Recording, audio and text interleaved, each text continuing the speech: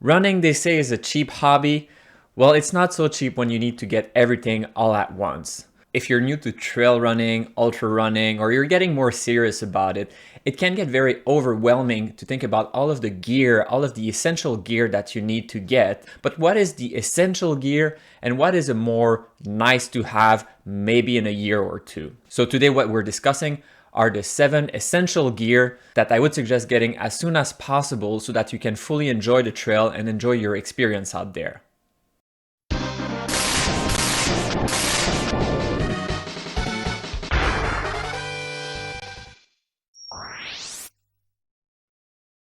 Hi, my name is Simon. Welcome to my channel. And for returning viewer, welcome to the lab. New studio, we'll talk about that a little bit later. Today's topic, we're discussing about essential gear to trail and ultra running. Gear that I would suggest you get as soon as possible because it will enhance your experience on trail. In this video, I'm not going to discuss specific brand that I recommend.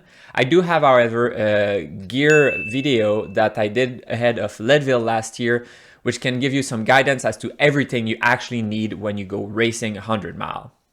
But today what we're focusing on is the gear that you should get as soon as possible, and even within this list, I think some are more important than others. But also the other factor here is that they say running is a cheap hobby. Well, when you need to get everything all at once, it's not that cheap. And I want you to have the biggest bang for your buck. Really, what are the gear that, based on the cost, it's a small investment, but the benefit that you gain from it are extremely important. Obviously, this is a list of essential gear, so I recommend all of them. But I'm going to order them so that the most important, the one that really you should get today, will be at the end. So without taking any more of your time, here are the 7 essential gear to trail running. Poles, trekking pole, hiking poles.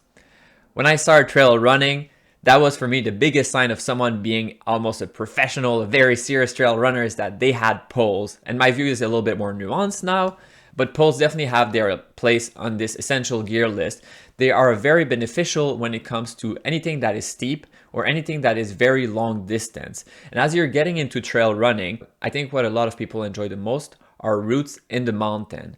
And when it's steep, or sometimes just to have the little traction, these poles can really make a huge difference. One example is when I raced Ouray 100, which is the most difficult ultramarathon I've ever done. And obviously I'm not saying if you start trail running, you should start with this race, but you might be on similar trail.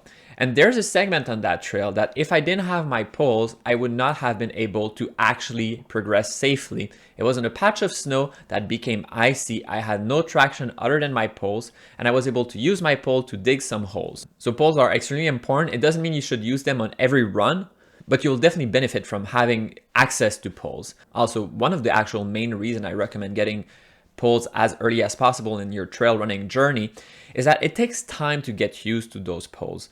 If you're using them for the first time in a race, most likely you're just carrying dead weight. But if on your training run, you're always using them, practicing them, being efficient with your motion, that's where you actually gain a lot of benefit from using poles.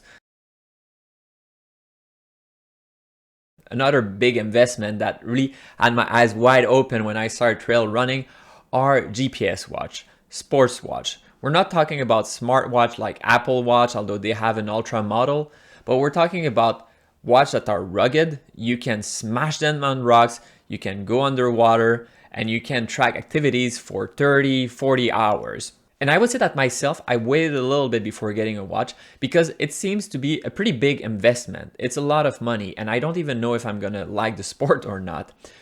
But one of the benefits of the watch is that it's very practical in tracking your training. You just need to start it, it will track accurately your exercise. And that will be beneficial on the long term when you're looking back at all of your training and your progress. You have very accurate measurement. You could, however, do that with a phone, which is one of the reasons it's not necessarily the most important gear. But the phone is not always reliable. And we're not only talking about the signal or things like that, but we're also talking about water resistance or the battery dying.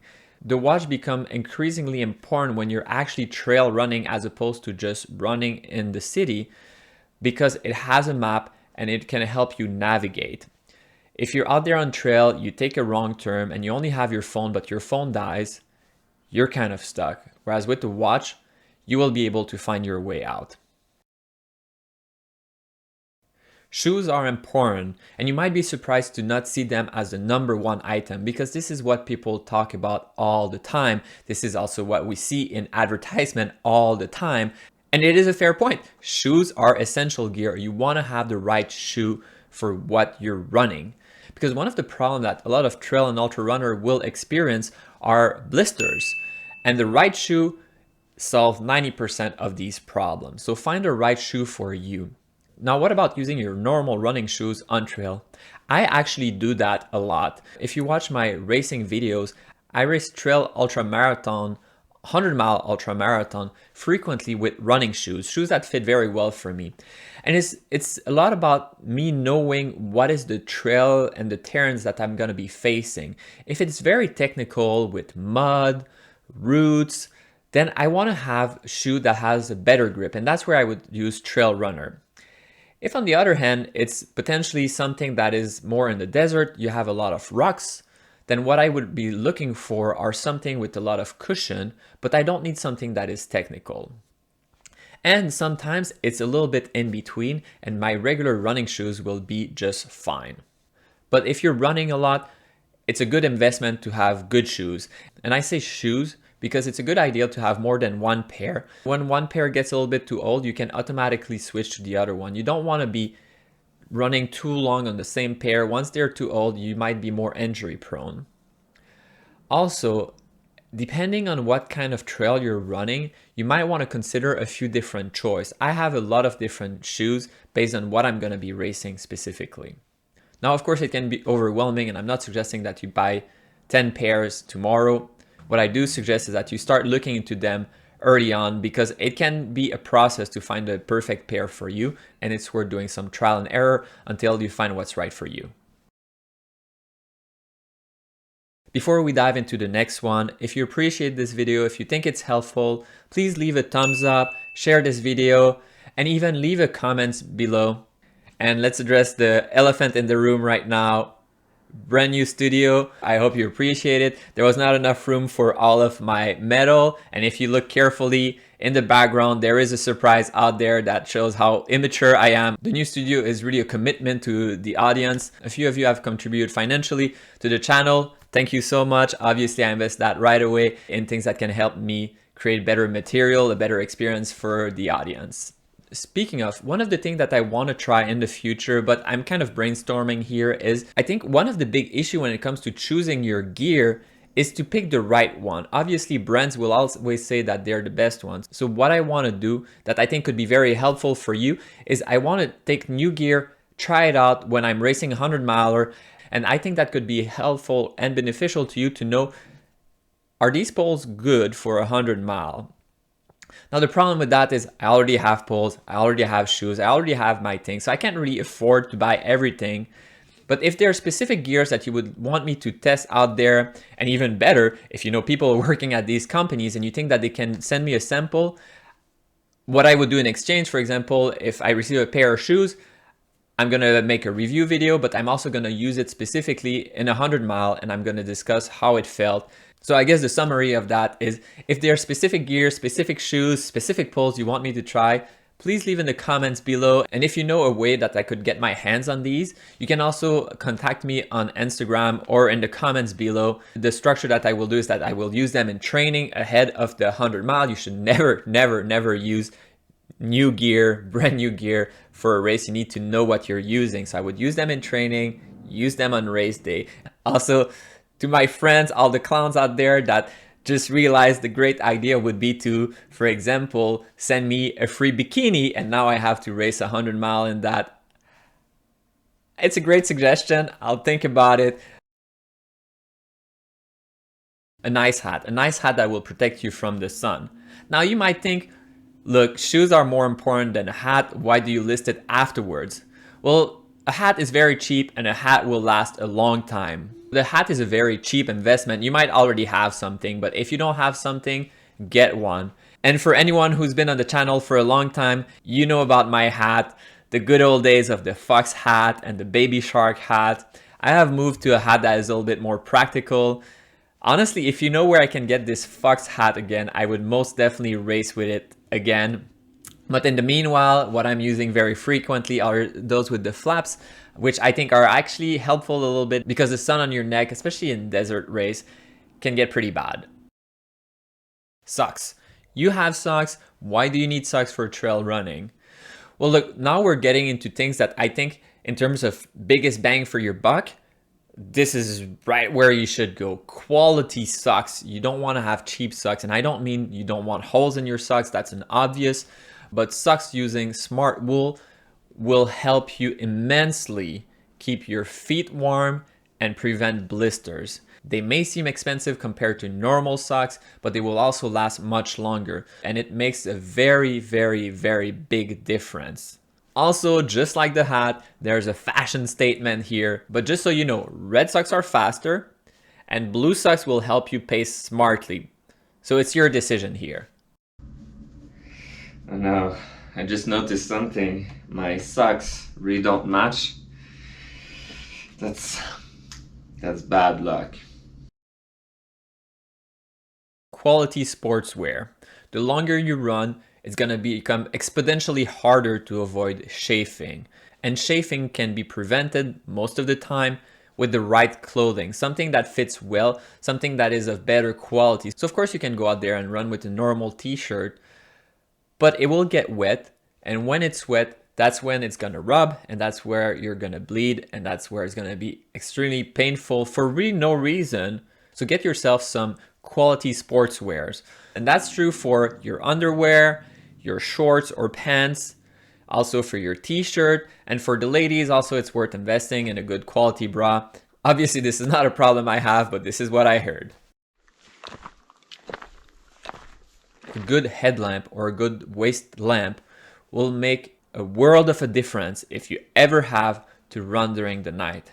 Now, if you're starting to do trail running, that might not be something that you're thinking about so much, but you might still want to invest in a quality headlamp as soon as possible and always carry it with you. The thing is that even if you're not planning to run at night, you're planning to be back before sunset, it can happen that you take a wrong turn, it can happen that you get lost, or just simply a detour. And if you're adding a 3 or 6 mile to your route, but you don't have a headlamp and you're stuck at night, that's going to be a major safety issue. And when it comes to a headlamp, that's one of those things that I think is worth investing in something of quality. You don't want to maybe have a light that works. You want to have a light that works.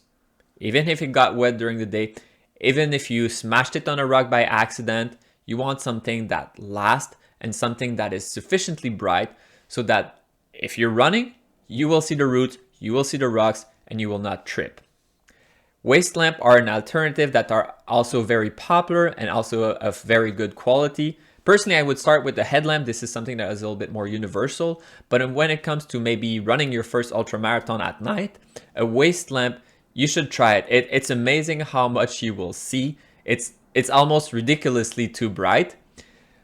But that will help you, that will give you confidence, and that will help you just keep pushing because the night is obviously a difficult time and you want to have a quality product. And finally, the most essential gear that you can get, something that I really think everyone should have if you're trail running, it's a running vest. The running vest is essential because it will be extremely practical in carrying everything that you will need on trail. This is not road running, you're not in the city, you're in the wild. And in the wild, even the smallest things that you might need but you don't have can be a big deal. Because when you're out there in nature, it's you and it's nature. And if you're not used to nature, to be in the wild, even just saying it like that is different. Being in nature and being in the wild. Very different perspective, but it's the same thing.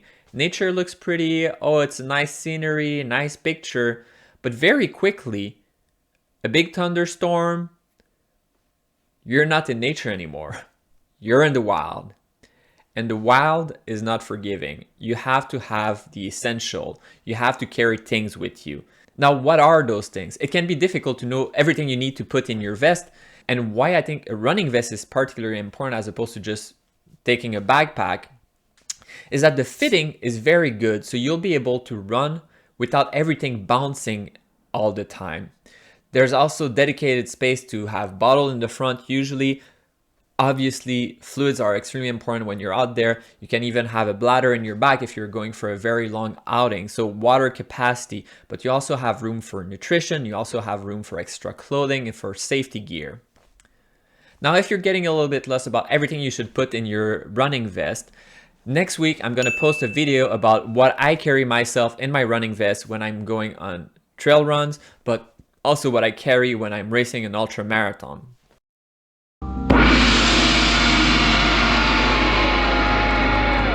And that's it, folks. These are the 7 essential gear for trail and ultra runner that I suggest you get as soon as possible. And I'm curious in the comments below, any gear that you think is essential that you would want to share with others. As I mentioned before, if you appreciate this video or if you like the new studio, please leave a thumbs up and comment below.